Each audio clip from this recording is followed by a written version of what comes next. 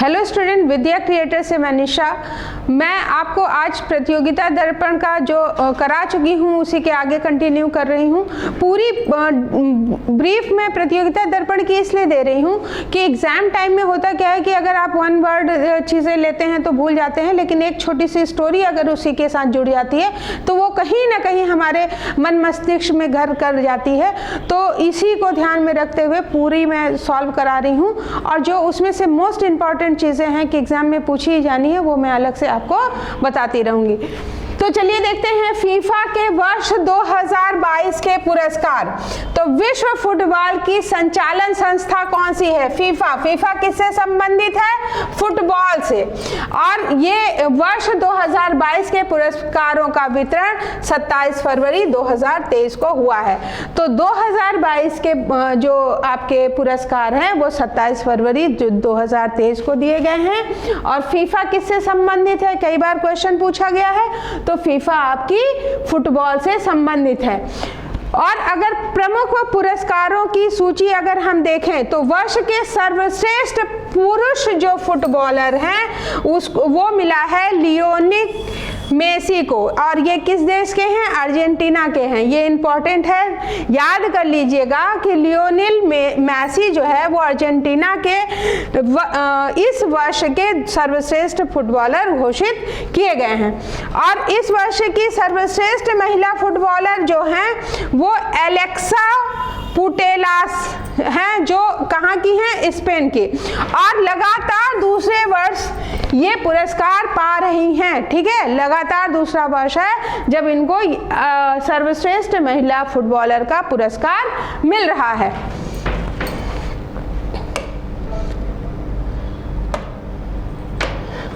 फिर वर्ष के सर्वश्रेष्ठ कोच पुरुष में अगर देखें तो लियोनेल स्कालोनी कहाँ के हैं? अर्जेंटीना के, और अर्जेंटीना टीम के कोच हैं। तो सर्वश्रेष्ठ कोच पुरुष में लियोनेल स्कालोनी अर्जेंटीना के, और सर्वश्रेष्ठ महिला कोच की अगर बात करें तो सारीना विगमैन ब्रिटेन की महिला टीम की कोच हैं ये।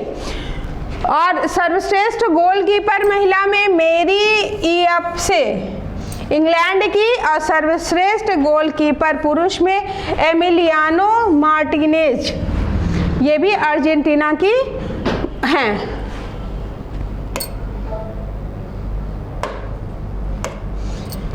फिर निधन जावेद खान अमरोही, ये बॉलीवुड के प्रसिद्ध अभिनेता थे और 70 वर्ष की आयु में 14 फरवरी 2023 को इनका निधन हो गया।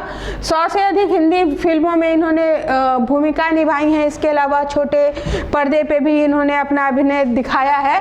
और फिल्म लगान में राम सिंह का किरदार निभाया था। तो ये इम्पॉर्टेंट हो सकता है एक बारी, ठीक है, बहुत ज़्यादा इम्पॉर्टेंट इसमें से नहीं है, बस ये हो सकता है कि राम सिंह का किरदार किसके द्वारा निभाया गया, जिनका अभी हाल ही में निधन हुआ है, तो वो है जावेद खान अमरोही।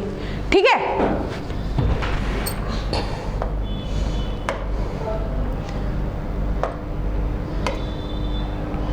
फिर नंदमुरी तारक रत्न, तेलुगु फिल्म के अभिनेता नंदमुरी तारक रत्न का बेंगलुरु के एक अस्पताल में केवल 39 वर्ष के थे इनका निधन हुआ है 18 फरवरी 2023 को।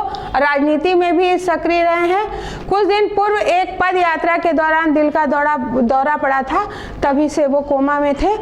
और ये बहुत इम्पोर्टेंट नहीं है, ठीक है, ये आप एक बार देखिएगा, ये इंपॉर्टेंट है। के विश्वनाथन, दक्षिण भारत के जाने माने फिल्म निर्माता के विश्वनाथ का 92 वर्ष की आयु में 2 फरवरी 2023 को हैदराबाद में निधन हो गया।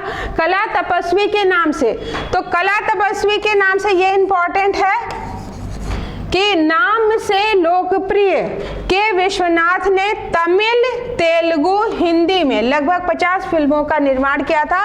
और 2016 में उन्होंने सिनेमा जगत के सर्वोच्च दादा साहब फाल्के पुरस्कार से सम्मानित किया गया था। तो एक क्वेश्चन ऐसे पूछा जा सकता है कि निम्नलिखित में से कौन दादा साहब फाल्के पुरस्कार से सम्मानित है?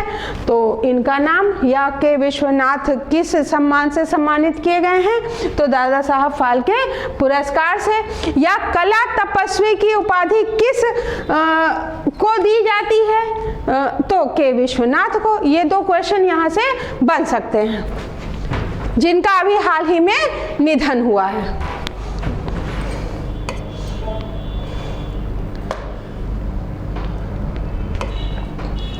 फिर परवेज मुशर्रफ, आप अच्छी तरह से इनसे वाकिफ भी होंगे कि ये पाकिस्तान के पूर्व सैन्य तानाशाह थे और पूर्व राष्ट्रपति परवेज मुशर्रफ का 79 ईयर में इनका 5 फरवरी 2023 को दुबई में निधन हो गया था। इनका जन्म 11 अगस्त 1943 को दिल्ली में हुआ था, किंतु स्वतंत्रता के समय उनका परिवार पाकिस्तान में शिफ्ट हो गया था।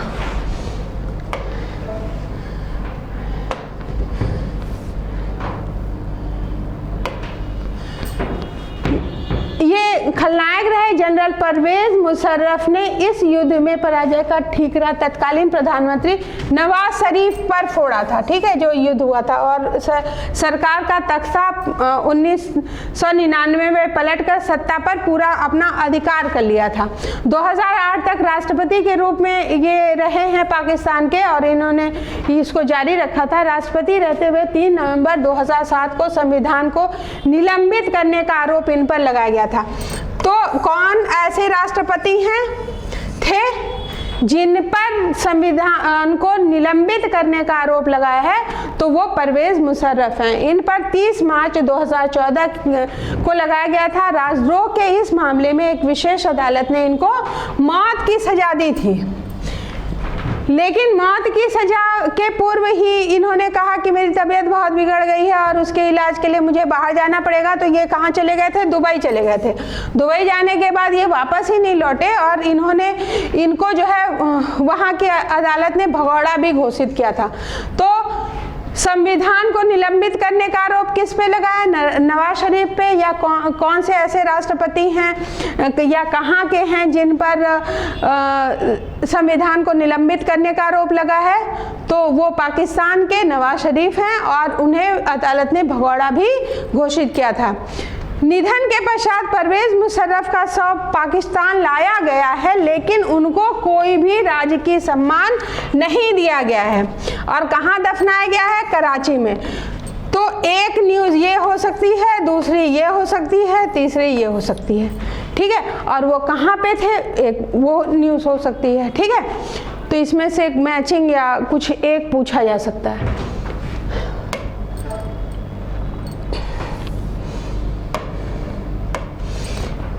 फिर वाणी जयराम, पद्म भूषण से सबसे बड़ी चीज याद रखिएगा, पहला इंपॉर्टेंट पॉइंट कि ये पद्म भूषण से सम्मानित थी और पार्श्व गायिका थी। वाणी जयराम 78 वर्ष की आयु में 4 फरवरी 2023 को चेन्नई में इनके आवास पे संदिग्ध परिस्थितियों में इनको मृत्यु पाया गया। और ये हिंदी, तमिल, तेलुगु, कन्नड़, मलयालम व उड़िया सहित विभिन्न भाषाओं में 10,000 से अधिक गीत उन्होंने गाए थे, और उन्हें इसी वर्ष 2023 में गणतंत्र दिवस की पूर्व संध्या पर पद्म भूषण से सम्मानित किया था। ये पूछा जा सकता है कि कौन सी पार्श्व गायिका जो पद्म भूषण से सम्मानित, अभी हाल ही में पद्म भूषण से सम्मानित थी, जिनका निधन हुआ है? तो वाणी जयराम। एक क्वेश्चन ये बन सकता है।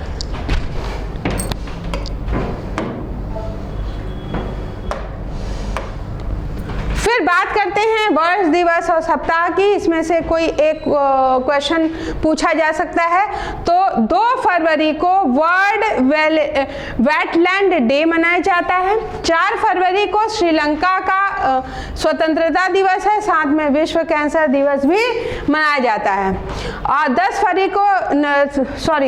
फरवरी को नेशनल डिवर्मिंग डे है, और 10 फरवरी को ही विश्व दाल दिवस भी मनाया जाता है।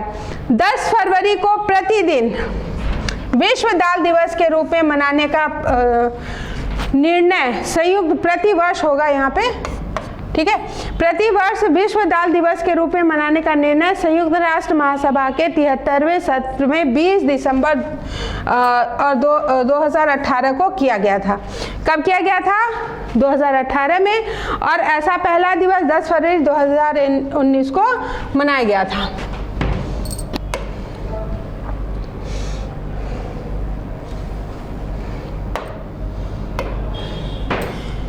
फिर 2023 पौष्टिक अनाजों के लिए अंतर्राष्ट्रीय वर्ष।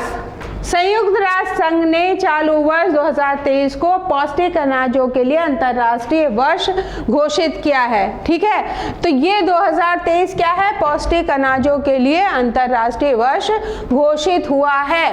और घोषित किया है 2023 को। यह नाम भारत की ही पहल पर दिया गया। किसकी पहल पर दिया गया है? भारत की पहल पर दिया गया है। भारत सरकार ने इन पौष्टिक अनाजों को श्री अन्न नाम बाद में दिया है, ठीक है। तो ये एक न्यूज़ है। दूसरी, भारत की पहल पर दिया गया है। तीसरी, ये पौष्टिक अनाज के लिए अंतर्राष्ट्रीय वर्ष 2023 को घोषित किया गया है, ठीक है। इसमें शामिल अन्य में ये इम्पोर्टेंट है बाजरा, ज्वार, राजगीरा, रामदाना, कुदकी, कोदो, रागी, चीना व कंगनी, ये शामिल है। तो हो सकता है कि अनाजों के नाम दे दें कि निम्नलिखित में से कौन शामिल नहीं है या कौन शामिल है। इस तरह से क्वेश्चन पूछा जा सकता है या क्रम पूछा जा सकता है कि कौन सा सही है। तो एक सीक्वेंस में सारे दे दिए जाएंगे और एक कोई गलत होगा तो हो सकता है उस सीक्वेंस को चुनना हो। तो भारत की पहल पर दिया गया है, श्री अन्न नाम भारत ने बाद में दिया है। और 2023 को पौष्टिक अनाजों के लिए अंतर्राष्ट्रीय वर्ष घोषित किया गया है। सरकार का मानना है कि यह अनाज न केवल स्वास्थ्यवर्धक है बल्कि इनकी खेती करना किसानों के लिए भी लाभदायक है। या बंजर भूमि में भी पैदा किए जा सकते हैं। ये जो हैं आपके ज्वार, बाजरा, राजगिरी, कुदकी, कोदो, रागी, चीना और कंगनी, ये क्या होता है कि अगर बंजर भूमि है तो भी पैदा हो जाएंगे और इनकी खेती के लिए उर्वरकों की भी अधिक जरूरत नहीं होती है।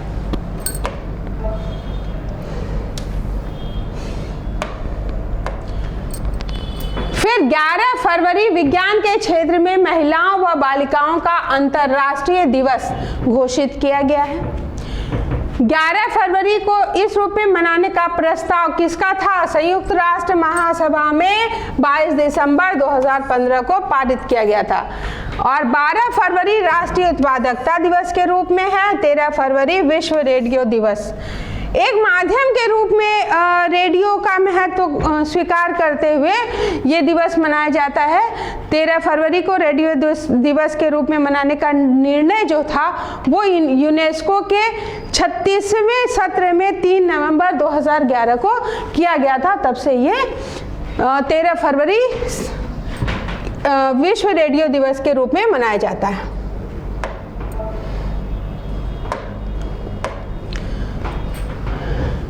फिर 14 फरवरी वैलेंटाइन डे। इसको बताने की या इसको याद कराने की ज़रूरत नहीं है क्योंकि जो चीज़ें हमारे लिए बहुत इंपॉर्टेंट नहीं होती वो अपने आप हमको याद हो जाती हैं, ठीक है। तो जो इम्पॉर्टेंट है, कहने का मतलब ये है कि अगर हमको अच्छी चीज़ें सीखनी है तो टाइम लगेगा और बड़ा अचीवमेंट चाहिए तो टाइम लगेगा। छोटी छोटी चीज़ें तो कम मेहनत में मिल जाती हैं और इजीली अवेलेबल होती हैं, ठीक है। जो चीज़ हमको नहीं याद करनी होती है वो हमको जल्दी याद होती है। जो चीज़ हमारे एग्जाम में पूछी जाती है या हमारे लिए मोस्ट इम्पॉर्टेंट या इम्पॉर्टेंट होती है वो हमको नहीं याद होती है। तो इस डेट को परिचय की कोई ज़रूरत नहीं है। फिर आगे बढ़ते हैं। 20 फरवरी संयुक्त राष्ट्र सामाजिक न्याय दिवस। सामाजिक भेदभाव को दूर करने तथा समानता लाने के उद्देश्य से 20 फरवरी को विश्व सामाजिक न्याय दिवस के रूप में मनाने का निर्णय संयुक्त राष्ट्र महासभा द्वारा 2007 में किया गया था। तब से 20 फरवरी को संयुक्त राष्ट्र सामाजिक न्याय दिवस के रूप में मनाया जाता है। फिर 20 फरवरी अरुणाचल प्रदेश और मिजोरम के स्टेटहुड दिवस। मिजोरम जो पहले असम का एक जिला था को 1972 में केंद्र शासित क्षेत्र बनाया गया था और उसके बाद 20 फरवरी 1987 को इसे पूर्ण राज्य का दर्जा मिला। तो एक ये हो सकता है कि जो आपका मिजोरम है उसको पूर्ण राज्य का दर्जा कब मिला, तो 20 फरवरी 1987 को। इसके पहले वो 72 में क्या था, केंद्र शासित प्रदेश था। किससे अलग हुआ है, तो अरुणाचल प्रदेश। ठीक है, अरुणाचल प्रदेश भी पहले केंद्र शासित क्षेत्र था तथा पूर्ण राज्य का दर्जा 20 फरवरी 1987 को दिया गया। और अरुणाचल प्रदेश भी पहले क्या था, केंद्र शासित था। पूर्ण राज्य का दर्जा इसको मिला है 20 फरवरी 1987 को।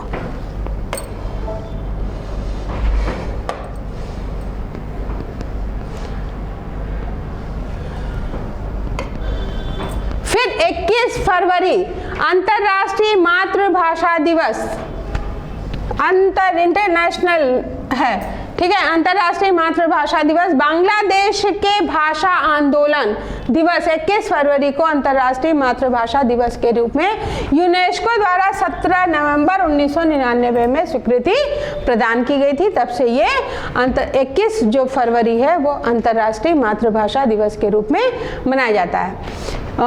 24 फरवरी केंद्रीय उत्पादकता दिवस शुल्क।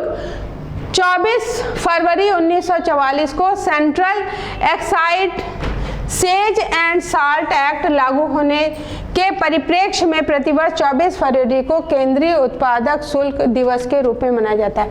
किसके परिप्रेक्ष्य में, central excise says and salt act के परिप्रेक्ष्य में। ठीक है, फिर 28 फरवरी राष्ट्रीय विज्ञान दिवस, सबको पता होगा 28 फरवरी को राष्ट्रीय विज्ञान दिवस। प्रसिद्ध भौतिक विज्ञानी जो थे सीवी रमन जी, उनके द्वारा अपने प्रसिद्ध रमन प्रभाव, जिसके लिए उन्हें भौतिकी का नोबेल, ठीक है, सीवी रमन का क्या है, रमन प्रभाव है, किसके लिए नोबेल मिला है, भौतिकी का। 1930 में प्रदान किया गया था कि खोज 28 फरवरी 1928 को की हुई थी और इसी उपलक्ष्य में भारत में 28 फरवरी को राष्ट्रीय विज्ञान दिवस के रूप में मनाया जाता है। ठीक है, तो राष्ट्रीय यानी भारत का जो राष्ट्रीय विज्ञान दिवस है वो कब होगा, 28 फरवरी को। क्यों होगा, क्योंकि सीवी रमन जी को रमन प्रभाव की इन्होंने खोज करी थी और इसी के लिए इनको भौतिक का नोबेल मिला था। तो खोज 28 फरवरी को की थी, इसलिए 28 फरवरी आपका राष्ट्रीय विज्ञान दिवस होगा। ये इंपॉर्टेंट है।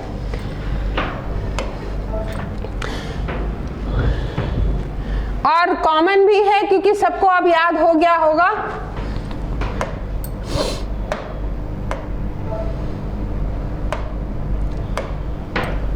फिर देख लेते हैं कुछ पुस्तकें जिससे क्वेश्चन पूछे ही जाते हैं। तो विक्ट्री सिटी सलमान रुश्दी की है। ठीक है, तो विक्ट्री सिटी किसकी है, सलमान रुश्दी की। और नेवर नेवर किसकी है, कोलिन हूवर एंड कैरीन फिशर की। ठीक है, 2 ही बुक्स हैं, इनको याद कर लीजिएगा। 4-5 बार जब आप देखेंगे या सुनेंगे तो ये अपने आप याद हो जाएंगे न्यूज़।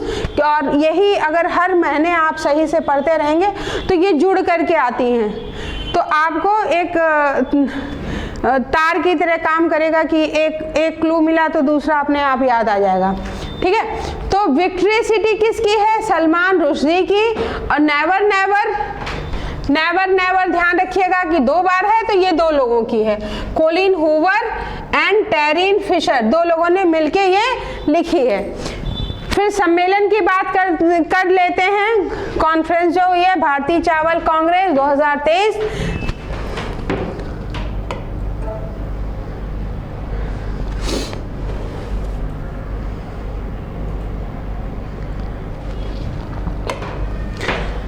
देश में दूसरी भारतीय चावल कांग्रेस का आयोजन ओडिशा के कटक स्थित राष्ट्रीय चावल अनुसंधान संस्थान में 11 से 14 फरवरी 2023 को हुआ। तो पहला क्वेश्चन क्या बन रहा है कि राष्ट्रीय चावल अनुसंधान संस्थान कहाँ है, कटक ओडिशा में, पहला क्वेश्चन। दूसरा क्वेश्चन ये है कि भारतीय चावल कांग्रेस का आयोजन 2023 में हुआ है और इसका उद्घाटन श्रीमती द्रौपदी मुर्मू के द्वारा 11 फरवरी को किया गया।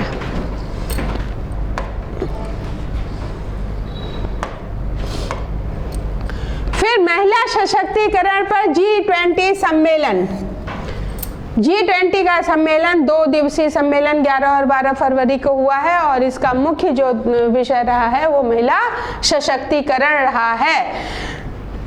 2023 को आगरा में ये संपन्न हुआ है। फिक्की की अध्यक्ष डॉक्टर रेड्डी की अध्यक्षता में संपन्न हुआ है ये, और केंद्रीय महिला बाल एवं विकास मंत्री श्रीमती स्मृति ईरानी व केंद्रीय राज्य मंत्री डॉक्टर मुंजपारा महेंद्र भाई ने भी संबोधित किया है इसको। और G20 देशों की महिला एवं बाल विकास से जुड़ी महिला नेत्रियों एवं वक्ताओं सहित 150 लोगों की उपस्थिति इस सम्मेलन में रही है।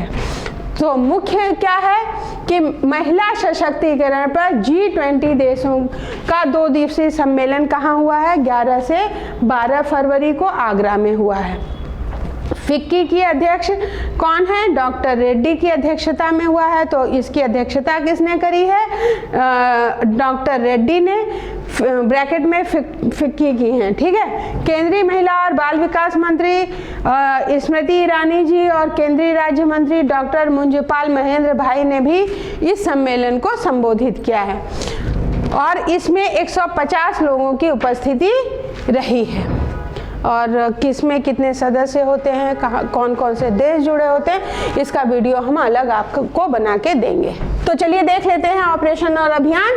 ऑपरेशन दोस्त तुर्की व सीरिया में फरवरी 2023 में के पहले सप्ताह में आए भीषण भूकंपों को से हजारों लोगों की मौत हुई और साथ ही अनेक लोगों की मृत्यु राहत सहायता समय पर न मिल पाने के कारण भी हुई।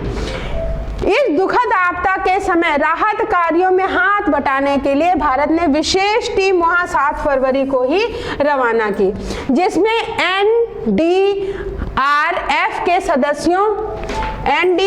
के सदस्यों के अतिरिक्त सेना, एक वायुसेना व अन्य विभागों के जवान, जिनमें कुछ महिला कर्मी भी शामिल थे, इनके लिए रातों रात पासपोर्ट विदेश विभाग ने तैयार किए और वीजा की व्यवस्था की। भारत की इस राहत मिशन को ऑपरेशन दोस्त नाम दिया गया। ये जो मिशन था ये क्या था? ऑपरेशन दोस्त। ये जो था ये बहुत ज़रूरत थी कि भाई किसी भी देश को ज़रूरत पड़ेगी तो हम तुरंत ही वहाँ पे पहुँचेंगे। तो ये चीज़ तो ज़रूरत के लिए थी, लेकिन वैसे भी हम लोग करते रहते हैं युद्धाभ्यास, ठीक है। तो ऑपरेशन दोस्त किससे संबंधित है? ऑपरेशन दोस्त सीरिया में जो आपका भूकंप आया था उससे संबंधित है। भारत के द्वारा शुरू किया गया था। भारतीय दल ने 1 सप्ताह से भी अधिक समय तक रहकर राहत एवं बचाव कार्यों में सहयोग भी किया था। फिर ऑपरेशन और अभियान की बात कर लेते हैं। जिस तरह से किसी मशीन को हम अगर ऐसे ही रख दें तो उसमें जंग लग जाएगा और वो बेकार हो जाएगी। हम अपने दिमाग का यूज करना बंद कर देंगे तो क्या होगा? वो भी एक कूड़े की तरह हो जाएगा, उसके अंदर जो भी आ रहा है कचरा भरता चला जाएगा, अच्छी चीजें तो आएंगी ही नहीं। तो अच्छी चीज लाने के लिए क्या होगा? आपको एक अच्छे काम में लगना होगा बार बार, और यही काम हम हर देशों की सरकारें करती हैं। अगर सेना को युद्ध न लड़ाया जाए, ये ऑपरेशन और अभियान की क्या जरूरत है भाई? खर्चा तो हो रहा है ना उसमें, लेकिन हम क्यों खर्चा कर रहे हैं कि जब ये लड़ते रहेंगे तो ये क्या है, उसके आदी रहेंगे। एकदम से आप जब कोविड हुआ था हम लोग 2 साल के लिए एकदम बंद कर दिए गए थे। तो जब हम फिर से रूटीन में आए हैं तो हमको वो रूटीन में आने में मुझे लग रहा है कि कम से कम 1-1.5 साल और लग गए, और अभी तक हम उस स्पीड में वर्क नहीं कर पा रहे हैं। तो इस वजह से कि हम अब लगातार उस वर्क को और अच्छी तरह करते रहें तो छोटे छोटे युद्धाभ्यास होते रहते हैं सेनाओं में, और 2 देश मिलकर के या 3 देश मिलकर के या जल सेना या स्थल सेना इस तरह से युद्धाभ्यास करती रहती है। भारत उज्बेकिस्तान संयुक्त सैन्य अभ्यास दोस्तलिक। भारतीय सेना व उज्बेकिस्तान की सेना के बीच संयुक्त सैन्य अभ्यास दोस्तलिक का चौथा संस्करण विदेशी प्रशिक्षण नोड पिथौरागढ़ उत्तराखंड में कहाँ हुआ है? प्रशिक्षण नोड कहाँ पे हुआ है? पिथौरागढ़ में। पिथौरागढ़ कहाँ है? उत्तराखंड में। 20 फरवरी से 5 मार्च 2023 को संपन्न हुआ। उज्बेकिस्तान और भारतीय सेना के 45 सैनिक इस अभ्यास में शामिल थे। तो कितने भारतीय सेना के 45 सैनिक, उज्बेकिस्तान के 45 और भारतीय सेना के 45। इसका उद्देश्य दोनों सेनाओं के बीच सकारात्मक संबंधों को बढ़ावा देना और भारतीय सेना की टुकड़ी में गढ़वाल राइफल रेजिमेंट की एक इन्फैंट्री बटालियन के सैनिक शामिल थे और इस अभ्यास का पहला संस्करण नवंबर 2019 में उज्बेकिस्तान में आयोजित किया गया। तो भारत उज्बेकिस्तान जो संयुक्त सैन्य अभ्यास है वो क्या कहलाया है? दोस्तलिक। पहला पॉइंट ये इंपॉर्टेंट है। फिर कहाँ पे हुआ है ये? पिथौरागढ़ उत्तराखंड में।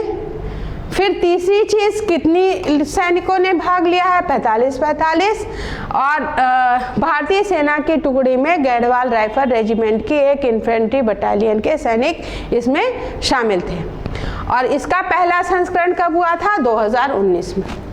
क्लियर हो गया? क्या नाम है? दोस्तलिक किससे संबंधित है? भारत और उज्बेकिस्तान संयुक्त सैन्य अभ्यास से। दूसरा, ये कहाँ हुआ है? ये पिथौरागढ़ उत्तराखंड में हुआ है।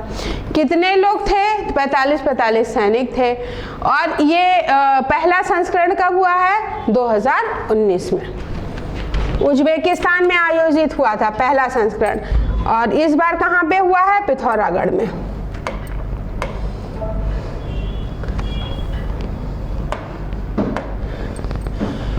गुजरात में सागर परिक्रमा का तीसरा चरण। तो सागर परिक्रमा मत्स्यिकी क्षेत्र के कल्याण हेतु केंद्रीय प्रायोजित कार्यक्रम है। केंद्र के द्वारा ये कार्यक्रम प्रायोजित किया गया है जिसका मुख्य उद्देश्य सरकार द्वारा कार्यान्वित विभिन्न मत्स्य संबंधी योजनाओं और कार्यक्रमों का प्रसार करना है, मत्स्य पालन को बढ़ावा देना है और समुद्री परिस्थिति तंत्र की रक्षा करना है। इसका पहला चरण गुजरात में मार्च 2022 में आयोजित किया गया था, जो 5 मार्च 2022 को मांडवी से शुरू हुआ था और 6 मार्च 2022 को पोरबंदर में समाप्त हुआ था। और ये पहले चरण की बात हो रही है और ये इसका जो दूसरा चरण है वो 22 सितंबर को मंगरोल से वेरावल तक शुरू हुआ था और 23 सितंबर 2022 को मूल द्वारका में समाप्त हुआ था। तो ये दो न्यूज़ इसमें इंपॉर्टेंट हो सकती हैं कि गुजरात में सागर परिक्रमा किससे संबंधित है? ये मत्स्यिकी से संबंधित है। मत्स्यिकी क्षेत्र में कल्याण और उनका जो है मत्स्यिकी को बढ़ावा देना है, मत्स्य पालन को। पहला चरण कब शुरू हुआ है? गुजरात में आयोजित किया गया था जो मांडवी से शुरू हुआ था और पोरबंदर पे समाप्त हुआ था। दूसरा चरण मांगरोल से वेरावल तक शुरू हुआ था और समाप्त कहाँ हुआ है? मूल द्वारका में। ठीक है।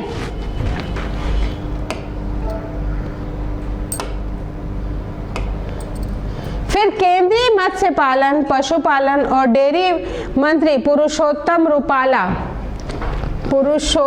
रूपाला क्या है? केंद्र के मत्स्य पालन और पशुपालन मंत्री हैं। 2023 को गुजरात के हजीरा पोर्ट से सागर परिक्रमा कार्यक्रम के तीसरे चरण की शुरुआत हुई है। तीसरा चरण कहाँ से शुरू हुआ है? हजीरा पोर्ट से।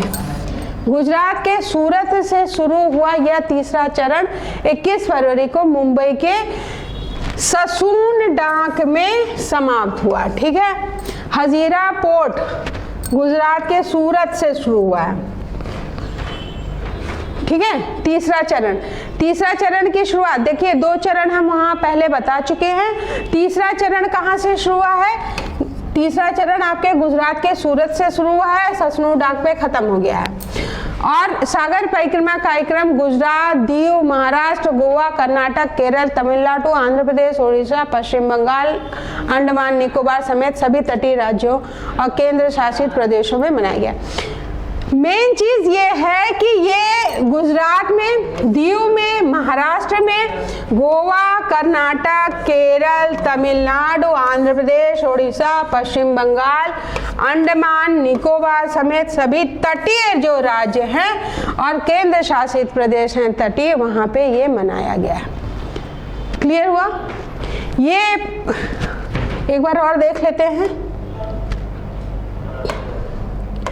अब यहाँ पे क्या क्या न्यूज बन रही है वो देख लेते हैं कि सागर परिक्रमा किससे संबंधित है? मत्स्यिकी क्षेत्र के कल्याण से संबंधित है। इसका पहला चरण कहाँ से शुरू हुआ है और कब शुरू हुआ है?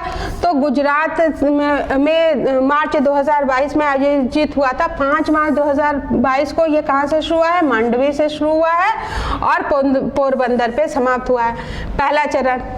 दूसरा चरण कहाँ से शुरू हुआ है? मांगरोल से वेरावली तक और मूल द्वारिका में ये समाप्त हो गया है। ये दो न्यूज इधर से हुई। और फिर ये तीसरा जो चरण है वो गुजरात के सूरत से शुरू हुआ है, ससनू डाक पे खत्म हुआ है। और इसमें कौन कौन से राज्य शामिल हैं? तो आपके गुजरात, दीव, महाराष्ट्र, गोवा, कर्नाटक, केरल, तमिलनाडु, आंध्र प्रदेश, ओडिशा, पश्चिम बंगाल, अंडमान निकोबार समेत तटीय राज्य व केंद्र शासित क्षेत्र शामिल हैं। ठीक है, ये मोस्ट इम्पॉर्टेंट है, पढ़ लीजिएगा। हो सकता है प्री में पूछे, नहीं तो मेंस में पूछे, और वनडे एग्जाम्स के लिए भी ये इम्पॉर्टेंट है।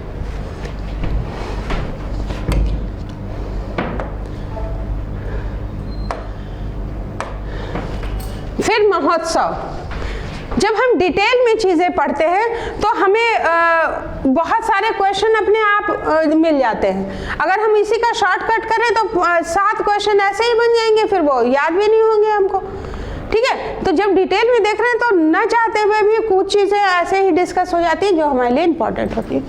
फिर महोत्सव की बात कर लेते हैं। तो खजुराहो नृत्य महोत्सव 49 है ये वार्षिक खजुराहो नृत्य महोत्सव मध्य प्रदेश के छतरपुर जिले में खजुराहो से 20 से 26 फरवरी 2023 को संपन्न हुआ।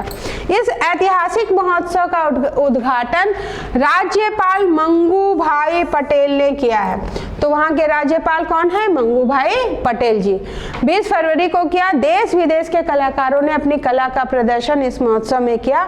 मध्य प्रदेश शासन के जो संस्कृति विभाग द्वारा अलाउद्दीन खां संगीत एवं कला अकादमी भोपाल के माध्यम से इस महोत्सव का आयोजन प्रतिवर्ष किया जाता है।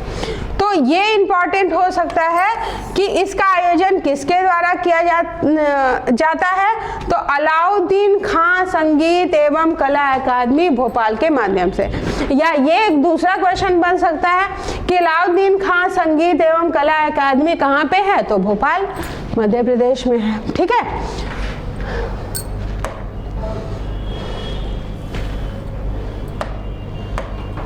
फिर विविध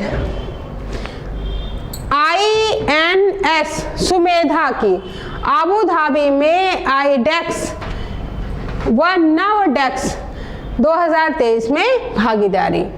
नौसैनिक प्रदर्शनी IDEX अंतर्राष्ट्रीय रक्षा प्रदर्शनी NAVDEX 2023 का आयोजन कहाँ पे हुआ है? Abu Dhabi. और आबू धाबी कहाँ पे है? संयुक्त अरब अमीरात में। 20 से 24 फरवरी 2023 को हुआ और भारत ने अपने युद्धपोत INS सुमेधा का प्रदर्शन इसमें किया। तो INS सुमेधा का प्रदर्शन कहाँ पे किया गया है? आपकी नौसैनिक जो प्रदर्शनी हुई है IDEX व अंतर्राष्ट्रीय रक्षा प्रदर्शनी NAVDEX। ठीक है, वहां पे आपकी INS सुमेधा का प्रदर्शन किया गया है, यानी ये युद्धपोत वहां प्रदर्शन के लिए भेजा गया है। ठीक है, ये इम्पॉर्टेंट चीज़ है कि जो आपके INS सुमेधा है वो अबू धाबी में IDEX व नवडेक्स में भागीदारी के लिए गया है। ठीक है, फिर सरयू श्रेणी के स्वदेश निर्मित अपतटीय पोत ने भारत की पोत निर्माण क्षमता का प्रदर्शन वहाँ किया। फिर ये जो सरयू श्रेणी के स्वदेश निर्मित अपतटीय पोत है उन्होंने भी अपनी क्षमता का प्रदर्शन वहाँ किया है और गोवा शिपयार्ड लिमिटेड में निर्मित इस पोत को 7 मार्च 2014 को भारतीय नौसेना में कमीशन किया गया था। सरयू श्रेणी के जो शिपयार्ड हैं वो गोवा शिपयार्ड के द्वारा निर्मित पोत हैं ये, और ये कहाँ गए हैं, भारत का निर्माण क्षमता का प्रदर्शन कहाँ किया है, यहाँ पे आपके किया है। ठीक है,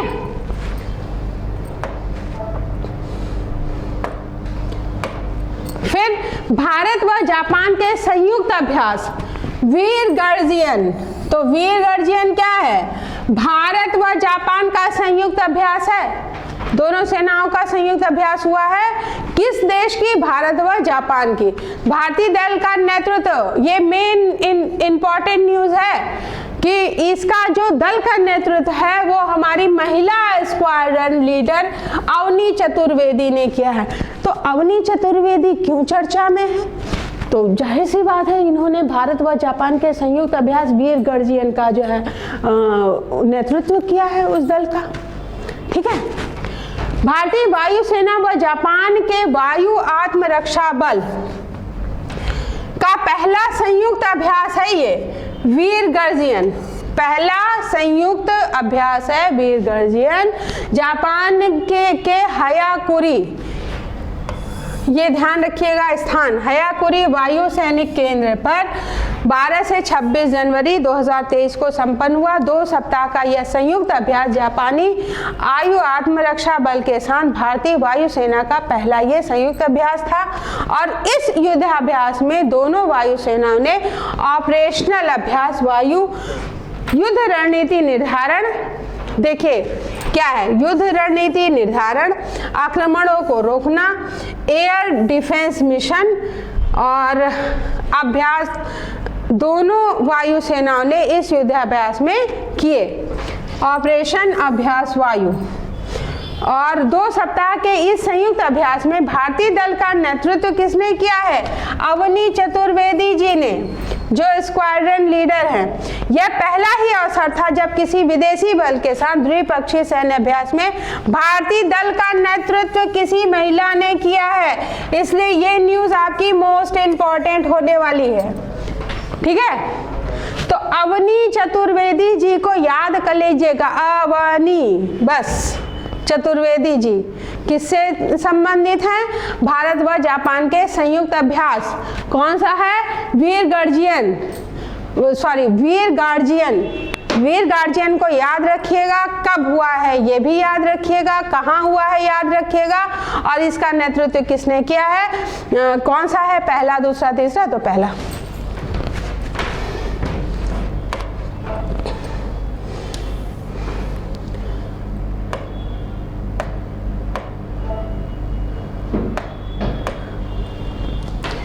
फिर कंप्यूटर साइंस में बीटेक की उपाधि प्राप्त अवनी चतुर्वेदी पहली देश की 3 पहली महिला पायलटों में से एक हैं। ऐसी 2 अन्य महिलाएं कौन सी हैं, भावना कंठ व मोहना सिंह।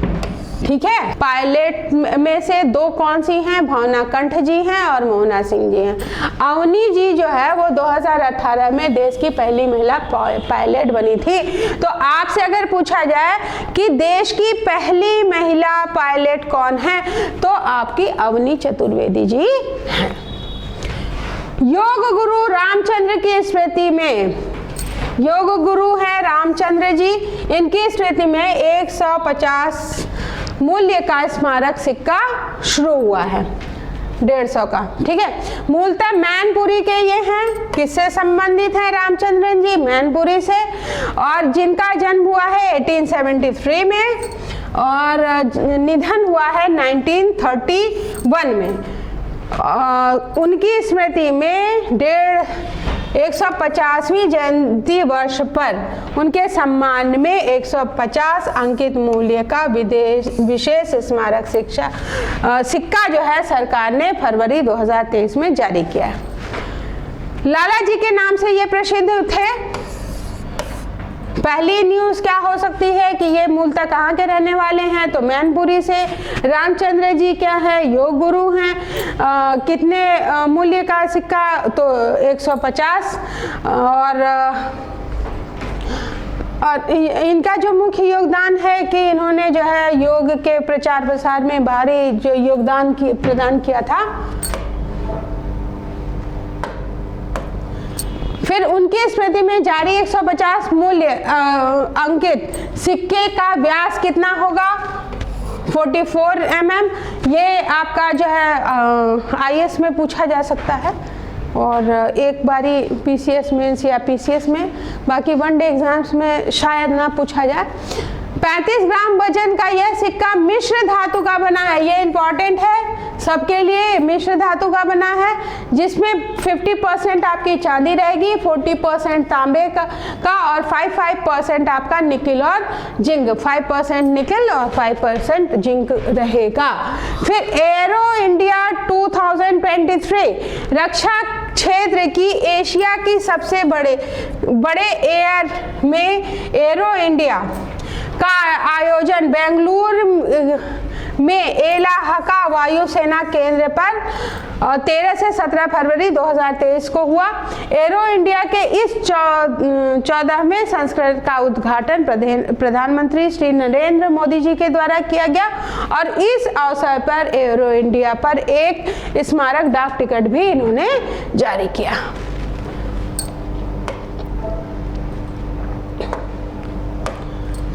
फिर अमृत पैक्स, ये इंपॉर्टेंट है, देख लीजिएगा एक बारी, मतलब देख लीजिएगा, इट मीन्स देखना तो सब है, बस ये है देख लीजिएगा, इसको अच्छी तरह से 2-3 बारी देख लीजिएगा, ये मोस्ट इंपॉर्टेंट है। ठीक है, तो अमृत पैक्स 2023 एक दशक के अंतराल के पश्चात राष्ट्रीय टिकट संग्रह प्रदर्शनी का आयोजन।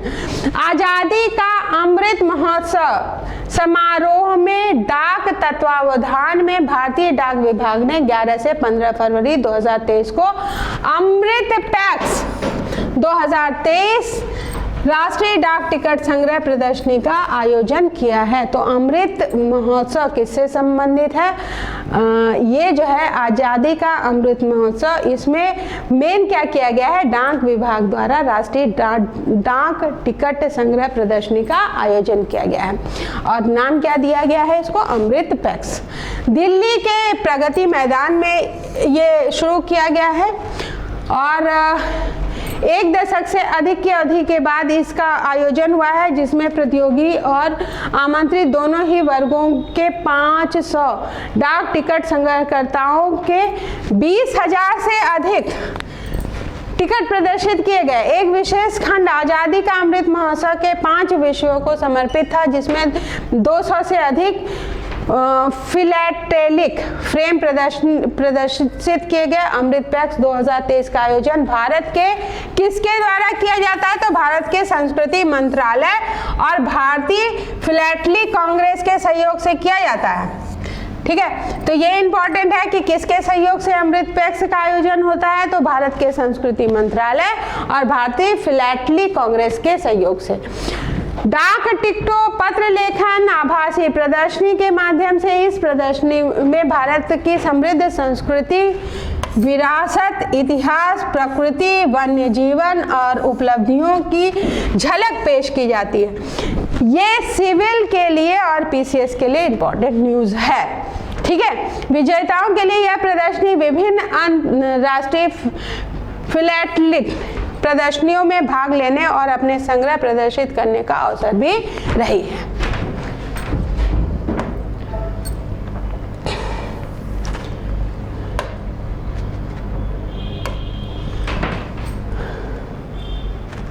फिर डायबिटीज के 43% जो मरीज हैं वो अपना स्वाद भूल रहे हैं। डायबिटीज के कारण जीभ भी स्वाद भूलने लगती है। स्वाद फीका है या मीठा है, कड़वा है या खट्टा है, यह पहचानना कठिन हो जाता है। स्वाद का प्रकार और उसकी तीव्रता दोनों ही जीभ के स्वाद कालिकाएं धोखा खाने लगती हैं और लाइफ स्टाइल सिंड्रोम एवं बढ़ती आयु में होने वाली डायबिटीज के 43 या 30% लोगों में स्वाद विकार पाया जाता है। 43 या 30% मरीजों में खट्टे मीठे कड़वे के अंतर को समझना मुश्किल होता है। ऐसे मरीजों की जुबान सबसे ज़्यादा मीठे स्वाद को पहचानने में गच्चा खाती है। फास्टिंग में 1 यूनिट शुगर बढ़ने पर HbA1c में 0.04% बढ़ोतरी।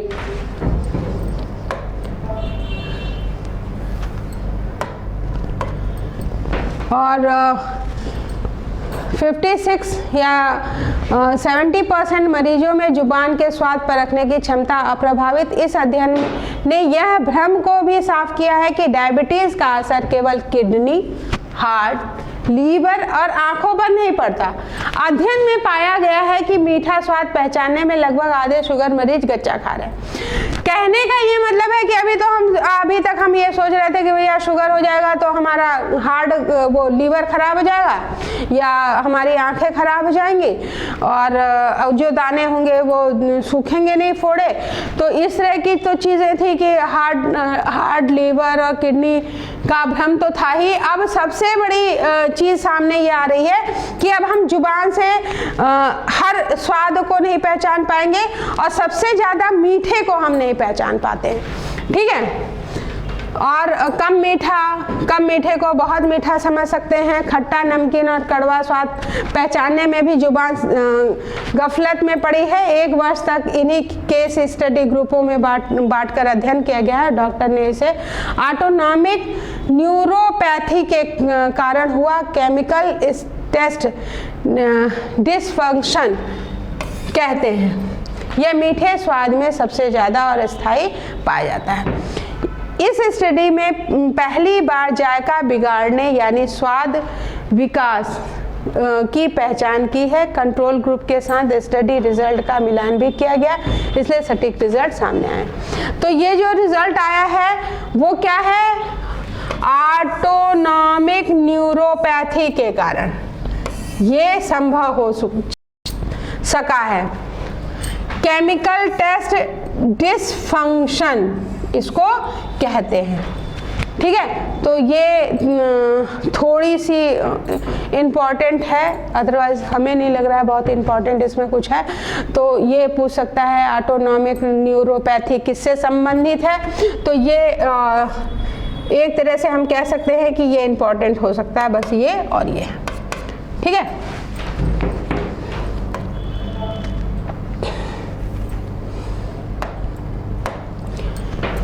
अंतरिक्ष में मलबे के 17 करोड़ टुकड़े ऑक्टोपस यान इनकी सफाई करेगा।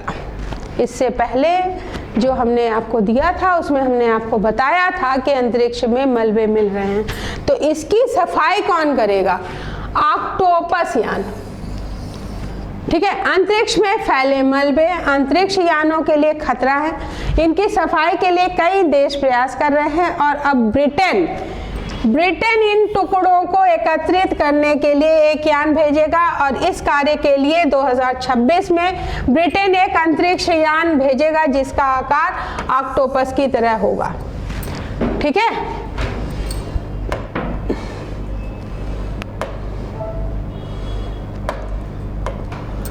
2026 तक इस परियोजना को ब्रिटिश सरकार लॉन्च करेगी, यानी ये जो है वो 2026 तक लॉन्च करने का है और 2030 तक अंतरिक्ष में फैले मलबे को साफ करने का लक्ष्य रखा गया है कि 2030 तक हम अंतरिक्ष के मलबे को साफ करेंगे।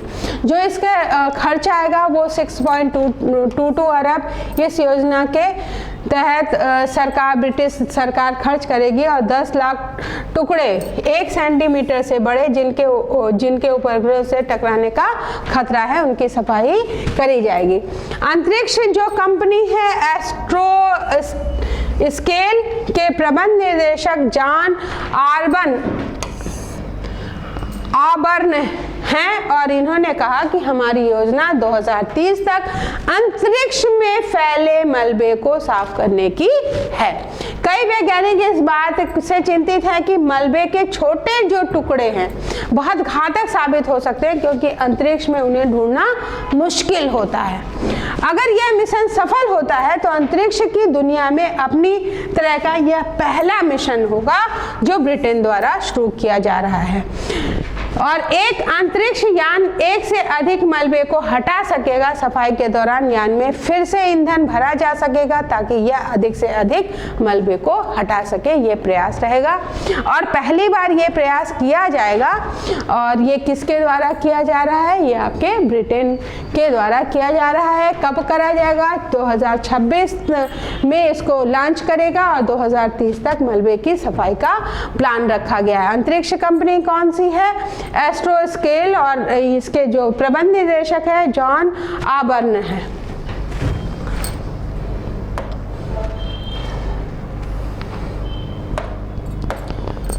फिर रक्त जांच से 4 वर्ष पहले हृदयघात की सटीक जानकारी अब आपको मिल जाएगी। अभी तक क्या था कि जो कुछ बीमारियां थी जिनका पता पहले चल सकता था कि, लेकिन हृदयघात की तो जानकारी मिलती ही नहीं।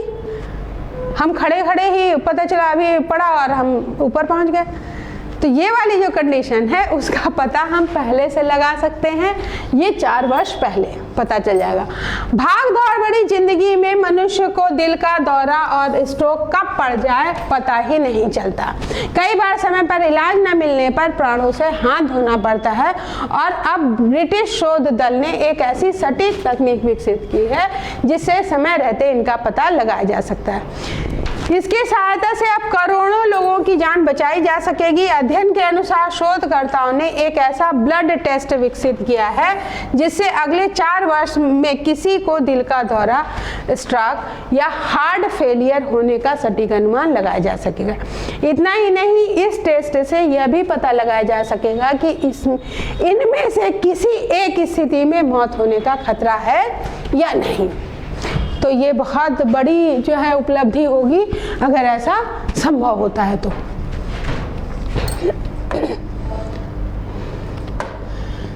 डॉक्टर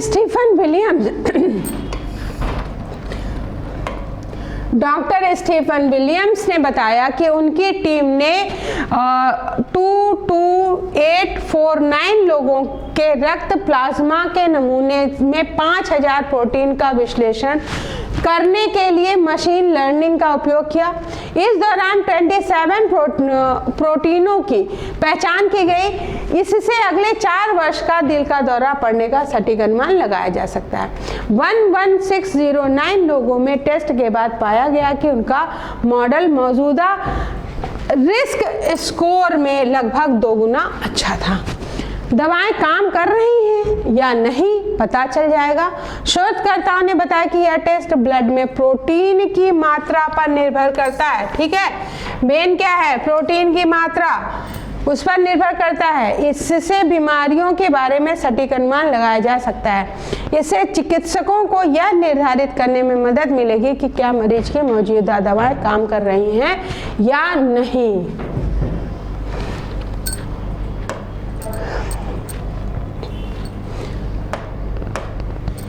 किंग्स कॉलेज लंदन के प्रोफेसर मैनुअल मेयर का कहना है कि प्रोटीन हमारे शरीर का अहम हिस्सा होते हैं। जहां जेनेटिक टेस्ट से कुछ बीमारियों का पता लगाया जा सकता है, वहीं प्रोटीन विश्लेषण से किसी भी समय किसी अंग के बारे में पता लगाया जा सकता है।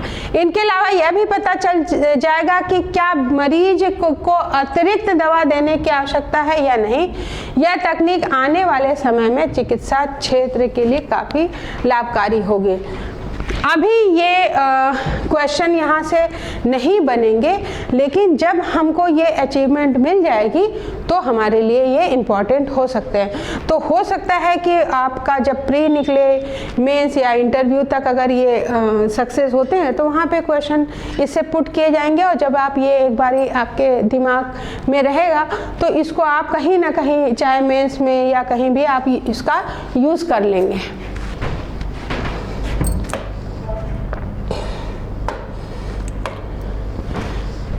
हरियाली के बीच रहने वाले बच्चों के दिमाग तेज होते हैं, ऐसा शोधकर्ताओं का मानना है। देखिए, जो करंट हम पढ़ रहे हैं या हम जो स्टडी करते हैं, तो इसका मतलब ये नहीं कि हमको नंबर चाहिए इसलिए हम 8th पास कर रहे हैं या 10th पास कर रहे हैं, ऐसा नहीं।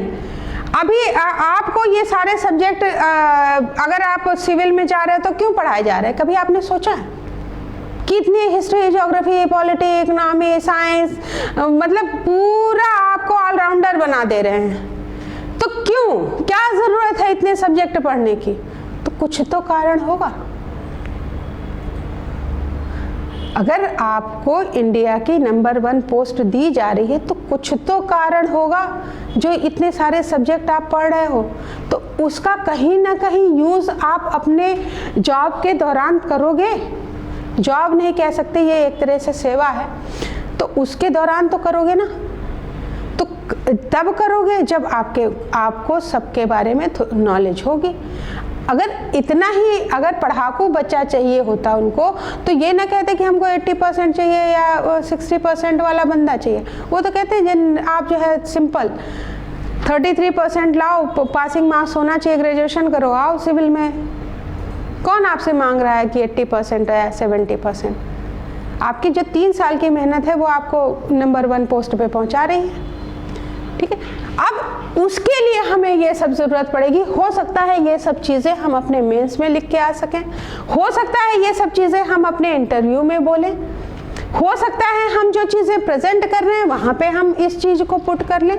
तो शॉर्टकट हमको नहीं मारना है, इसलिए क्योंकि हमारी जो संस्था है विद्या क्रिएटर्स, वो आपका प्री, मेंस और इंटरव्यू साथ में लेके चलती है।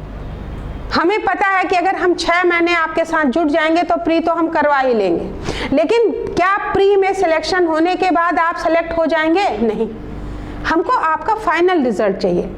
तो वहाँ पे आपकी ऑल ओवर जो परफॉर्मेंस है वो हमको चाहिए। उसके लिए अभी से हम नींव डालना शुरू कर देते हैं। जैसे अगर एक छोटा सा बच्चा, हम उसको धीमे धीमे बढ़ाते हैं, हर चीज़ सिखाते हैं, वही चीज़ हमें आपके साथ भी करनी है और हम वही करते हैं और उसका प्रयास, और उसी के साथ हम सफलता भी प्राप्त कर रहे हैं। और हमारे बच्चे भी बहुत सारे सेलेक्ट हो रहे हैं कम टाइम में ही, इसलिए क्योंकि हम उसको ऑल ओवर चीज़ें लेके चल रहे हैं कि भाई ये पोस्ट चाहिए तो इसके लिए ये चीज़ चाहिए और आपको ऐसा करना ही पड़ेगा। ठीक है, तो चलिए स्टार्ट करते हैं। और ये मत सोचिए कि पढ़ाई शॉर्टकट पढ़ाई का नहीं है। मैं बार बार बोलती हूँ कि शॉर्टकट से पढ़ाई नहीं हो सकती। आप योद्धा तभी बनोगे जब आप उसमें पारंगत होगे, तभी आपको राजा बनाया जाएगा। ठीक है, तो चलिए स्टार्ट करते हैं फिर से। हरियाली के बीच रहने वाले बच्चों के दिमाग तेज होते हैं। प्राचीन भारत के लोगों को हरियाली और मानव स्वास्थ्य के बीच के संबंध में गहन समझ थी। भवन निर्माण के संबंध में तैत्तिरीय उपनिषद में उल्लेख है। तो ये हिस्ट्री का क्वेश्चन भी हो सकता है और ये करंट का भी क्वेश्चन हो सकता है कि भवन निर्माण के संबंध में किस उपनिषद में जानकारी मिलती है। तो ये जानकारी आपको तैत्तिरीय उपनिषद में मिलती है। ठीक है, कि मकान की किस दिशा में नीम का पेड़, आम वृक्ष, पीपल का पेड़, अन्य वृक्ष तथा फल फूल से लदी हरी भरी वाटिका होनी चाहिए। मतलब जो तैत्तिरीय उपनिषद है वो बताता है कि घर के किस साइड में कौन सा पेड़ होना चाहिए और उसका क्या प्रभाव आपके ऊपर पड़ेगा। अभी हाल ही में किए गए एक शोध से स्पष्ट हुआ है कि हरियाली में रहने से बच्चों का न केवल दिमाग तेज होता है बल्कि व्यवहार भी उत्तम होता है, क्योंकि वो प्रकृति के साथ सामंजस्य करना शुरू कर देते हैं। ठीक है, तो ये चीजें आपका कौन बता रहा है? तैत्तिरीय उपनिषद।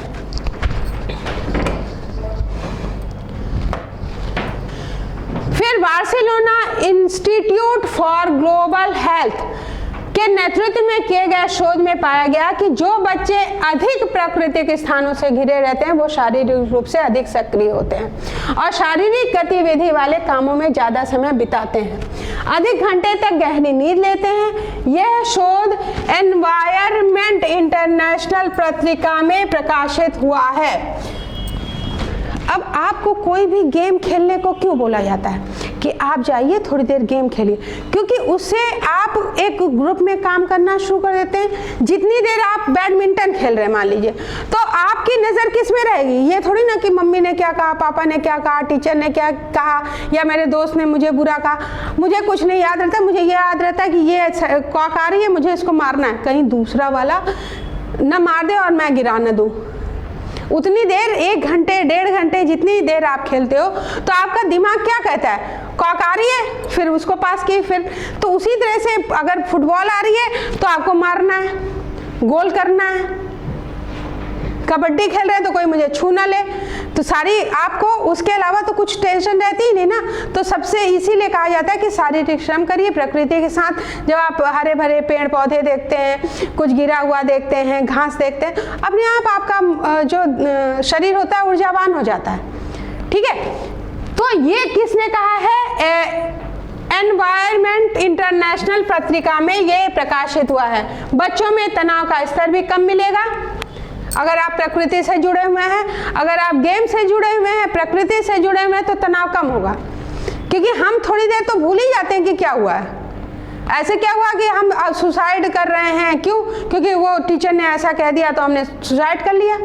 लेकिन यहाँ तो कोई फर्क ही नहीं पड़ा, क्योंकि आदत पड़ी हुई है, भैया रोज तो डांट खानी है, तो मम्मी तो ऐसे ही बोलती रहती है, या टीचर वो वाली मैम तो ऐसे ही बोलती है। ठीक है, तो जब ये आदत ही पड़ी हुई है तो हम कहाँ जो है तनाव में रहेंगे, चिल्ल करो वाली कंडीशन आ जाती है। ठीक है, तो जिन बच्चों के आसपास हरियाली ज्यादा थी उनके IQ का स्तर औसत से 26 अंक ज्यादा था। यहाँ न केवल तनाव का स्तर कम था, बल्कि बच्चों के शारीरिक गतिविधियां भी ज्यादा थी।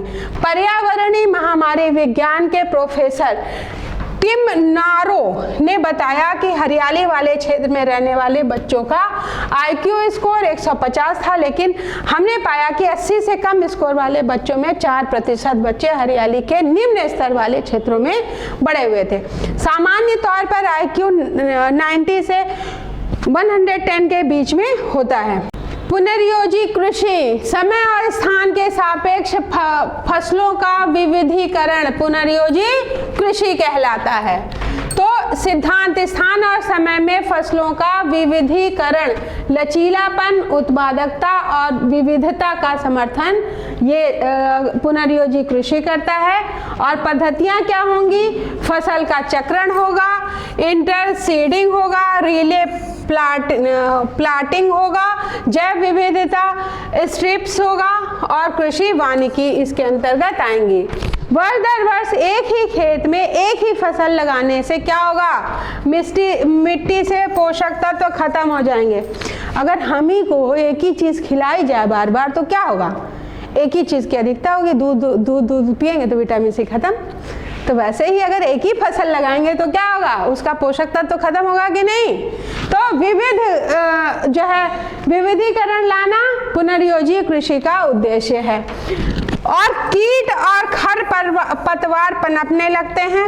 वैसे प्लांट जिनकी हमको जरूरत नहीं है और वो जो जड़ें फैल जाती हैं, तो वो जो पनप रहे हैं पुनर्योजी कृषि में, किसान समय के साथ विभिन्न प्रकार के फसलों को एक के बाद एक रूप में चक्रीय क्रम में बोता है और संक्रमण को सीमित करने में मदद ये मिलेंगी।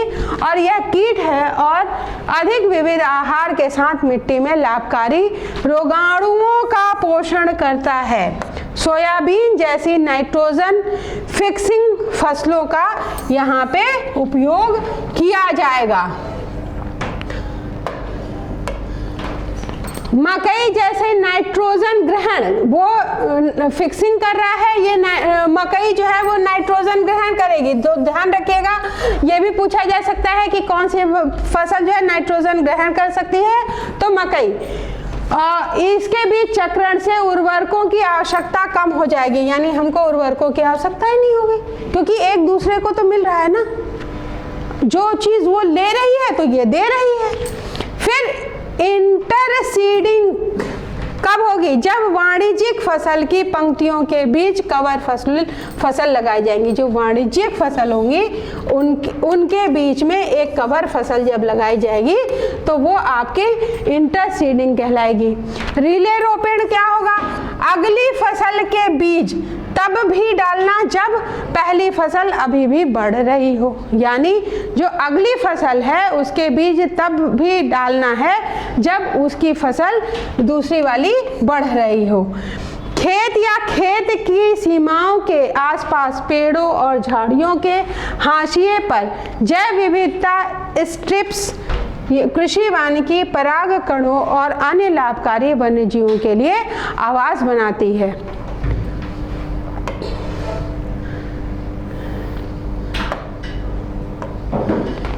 जैविक और रासायनिक आदानों के अनुप्रयोग का अनुकूलन इसका उद्देश्य होगा। जैविक और रासायनिक आदानों को कम करना इसका सिद्धांत होगा। और पद्धतियां क्या होंगी? परिशुद्ध कृषि, डेटा संचालित सटीक खेती पुनर्योजी कृषि का एक महत्वपूर्ण हिस्सा है और फसल सुरक्षा उत्पादक और उर्वरकों के विस्तृत क्षेत्र मानचित्र और तत्संबंधी अनुप्रयोगों को उपयोगी बनाने के लिए किसान मिट्टी स्कैनिंग सेंसर जैसे डिजिटल उपकरणों का उपयोग करते हैं। यह उत्पादक फसल के लिए आवश्यक इष्टतम मात्रा और सही प्रकार के उत्पादन का उपयोग करने की ओर जाता है।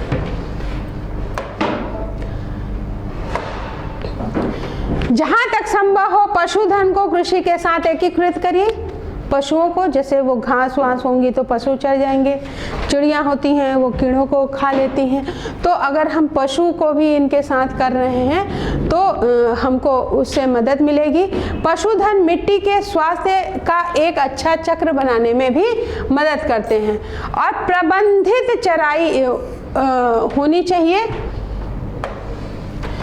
पशुधन में गाय, बकरी, भेड़, मुर्गियां और सूअर चलते फिरते बायो रिएक्टर हैं। गोबर की खाद उत्पादन के माध्यम से पौधों के अवशिष्ट सामग्री को समृद्ध कार्बनिक पदार्थ में बदल देते हैं। जैसे उन्होंने घास खाई, घास को ये किस में परिवर्तित कर देंगे? अब गोबर के रूप में देंगे, जो क्या होगी? अब अपशिष्ट सामग्री होगी जो कार्बनिक पदार्थों में बदल जाएगी। ठीक है, जब भी फसल उत्पादन में पशुधन को एकीकृत करना व्यवहारिक होता है तो उर्वरता में वृद्धि और मिट्टी की संरचना में सुधार सहित कई प्रकार के लाभ होते हैं। तो कार्बनिक पदार्थ में बदलता है और मौसम के अंत में कवर फसल और फसल अवशेषों को चराने के बिना जुताई के अगले दौर में बुआई के लिए भूमि तैयार करने में भी आपको मदद मिलेगी। यानी बार बार ये कह रहे हैं कि आप जो है हल से खेतों को जोतिए नहीं।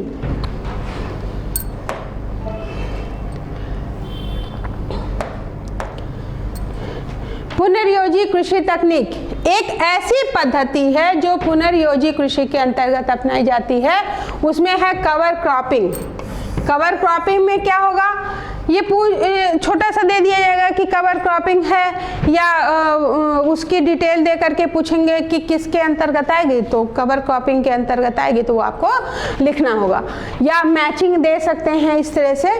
तो मिट्टी में फसल लगाने की पद्धति जो आमतौर पर नगदी फसलों के लिए काटने के बाद भूमि को प्रायः खाली रखा जाता है, इसके विपरीत कतिपय फसल को काट लिए जाने के बाद उनके पौधे को जीवित जड़ों को मिट्टी में बनाए रखकर कवर फसलें मिट्टी के कटाव को कम करेंगी और इससे अतिरिक्त वाणिज्यिक फसलों की पंक्तियों के बीच कवर फसलों की रोपाई की जाती है।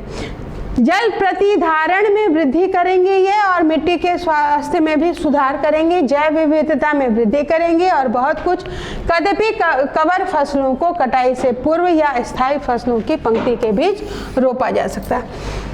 एक बार इसको देख लीजिए, बाकी मैं इसकी डिटेल की कवर क्रॉपिंग क्या होती है सारा अलग अलग हम देंगे रेल कृषि क्या होती है, रिले वाली, इस तरह से जितनी भी कैटेगरीज हैं सब अलग अलग हम आपको दे करके समझा देंगे।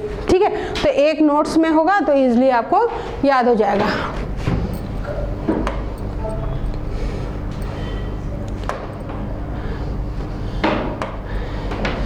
समग्र रूप में प्रबंधित चराई, जिसे गहन चक्रीय चराई के रूप में भी जाना जाता है, एक स्वदेशी पद्धति है ये, जो बड़े जानवरों को घास के मैदान में झुंड में ले जाने के तरीके को अपनाया जाता है। चराई की यह विधि नियमित रूप से मिट्टी की उर्वरता में सुधार करने के लिए पशुओं को चारागाह के बीच ले जाते हैं और चारागाह घास को फिर से उगने का समय देती है। अब जो हम कटिंग करते हैं, तो जब चारा पशु खाएंगे तो कटिंग का काम तो अपने आप ही हो जाएगा, हमको करने की जरूरत ही नहीं पड़ेगी। ठीक है। बिना जुताई के खेती जो है एक तकनीक जो जुताई के माध्यम से मिट्टी को विघटित करने के बजाय रोपण करते हैं और मिट्टी की उर्वरता को बरकरार रखती है। कंपोस्टिंग क्या है? अवशिष्ट खाद या भोजन से जो जैविक उर्वरकों में बदलने की प्राकृतिक प्रक्रिया है वो कंपोस्टिंग कहलाती है। तो वही मैं कह रही हूँ कि हो सकता है कि ये पूछ लें कि कंपोस्टिंग क्या है, या आपका इस तरह से पूछ लें क्वेश्चन कि पुनर्योजी कृषि की में कवर क्रॉपिंग क्या है, कवर क्रॉपिंग किसे कहते हैं, या आपका पूछ लिया कि पशुधन क्या होता है, या आपका इस तरह से क्वेश्चन इसी तरह से पूछेंगे, बाकी बहुत ज़्यादा नहीं पूछेंगे। या इन्होंने पूछ लिया कि 1 मिनट,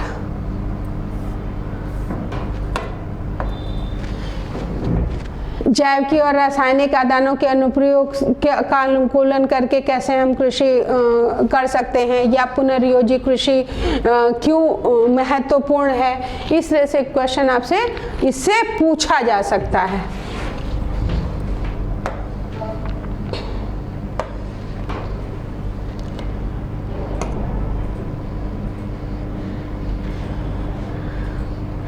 कंपोस्टिंग में बता चुकी हूँ कि अपशिष्ट को जैविक उर्वरकों में बदलने की जो प्राकृतिक प्रक्रिया है वो कंपोस्टिंग आपकी कहलाती है। इसका अलग से भी मैं वीडियो दे दूंगी ताकि सारी चीज़ें और क्लियर हो करके आपके पास आ जाएं। कीटनाशकों सहित कम या शून्य जीवाश्म ईंधन आधारित इनपुट मिट्टी के स्वास्थ्य का निर्माण और अन्य प्राकृतिक प्रणालियों का लाभ उठाने से कीटों का प्रबंधन करने और कीटनाशकों या अन्य रासायनिकों को पर आपकी जो निर्भरता है उसको कम करने में मदद मिलती है, भले ही कोई किसान जैविक प्रमाणीकरण का फैसला करता हो या नहीं करता हो।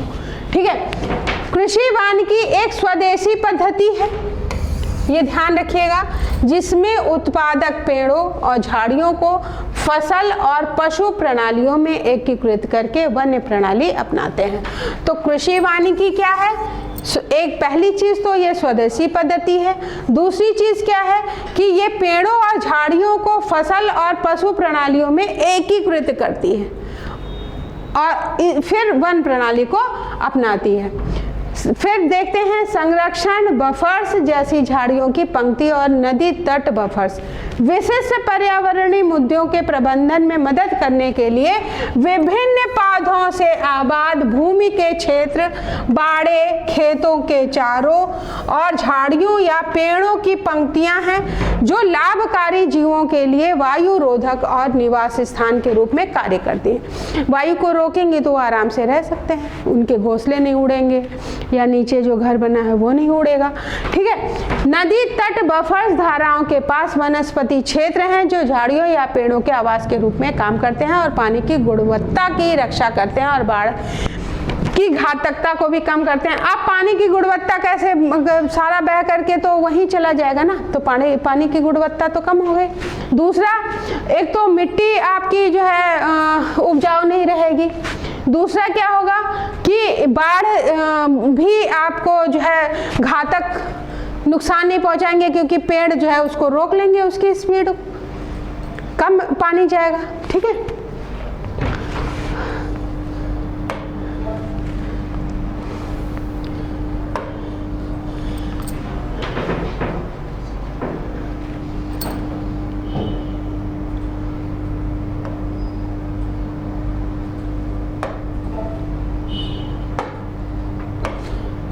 फिर बात करते हैं कोरोना ने जीवन के 2 वर्ष घटाए। कोरोना महामारी ने से दुनिया लगभग उबर चुकी है, लेकिन लोगों पर इसका असर लंबे समय तक हो सकता है। संयुक्त राष्ट्र जनसंख्या कोष के नवीन रिपोर्ट के अनुसार कोरोना के कारण 2020-21 में दुनिया के लोगों की आयु 1 से 8 वर्ष घट गई है और पूर्व एशिया, जिसमें भारत भी है, वहां आयु 2 से 3 वर्ष कम हो गई है। गरीब तथा विकासशील देशों में यह अवधि भी और भी अधिक है।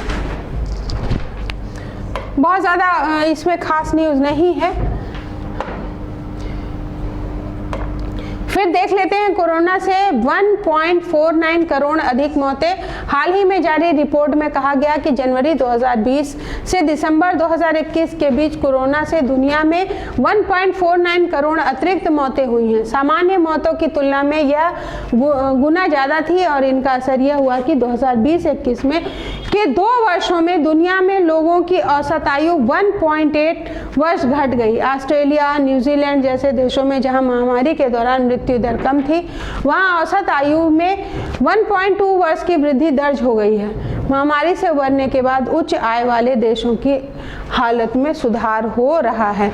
इसमें बहुत ज़्यादा न्यूज़ नहीं है, ठीक है। और जितना हमने आपको प्रतियोगिता दर्पण का कराया है वो सही से पढ़ लीजिएगा। क्वेश्चन बेटा इससे बाहर तो आना नहीं है, आना तो इसी से है। साथ में मैं आपको दृष्टि भी मंथली करा दूंगी और क्रॉनिकल भी करा दूंगी। अगर आप इसको सही से पढ़ेंगे तो इससे बाहर नहीं आना है। आज के लिए इतना ही। Thank you.